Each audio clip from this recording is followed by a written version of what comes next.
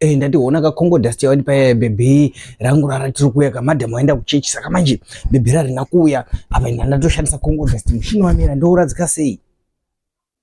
Ndati mushini wamira ndouradzika sei? Kozi shamani mushini ausi kuchamborara apa madhamu aenda kuchechi harina munhu uchashandisira kakongo dust iya. Watinji wandiwachisa inini kuti ndiri kuita zvemagirlfriends amandakaroora.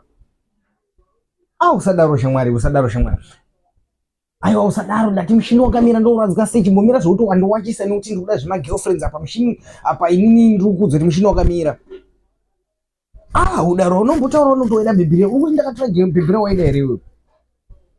Ndozvakuita wakuti takuwachisa mamarried men nekuti hanzi vari kupfimba vari kupedzera vasikana.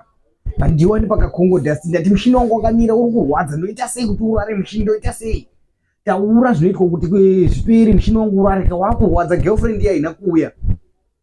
Ndati girlfriend yaramba kuuya mana pandashandisa kongo dust yawani pamushini haucharari. Ndoita sei? Utoti wandiwachisa. Usadaro shama zviri kurwadza kaiwewe. Usadaro wati ndipfeke iri skete bhurukwa rinotowedzera kurwadzisa futi. Ndiwenda tobvisa kare ndiri kurwadziwa. Ndati girlfriend yaramba kuuya. Ndoita sei kuti irare kongo dust yako iri kushanda kashamari? Madhamu aenda kuchechi. Usadaro girlfriend yaramba kuuya. Usadaro zviri kurwadza. Shamari ukaona ndikapura ndiri kuya pamupako uri kuti wandiwachisa iwo. Mira uchiona zvandokuita naumira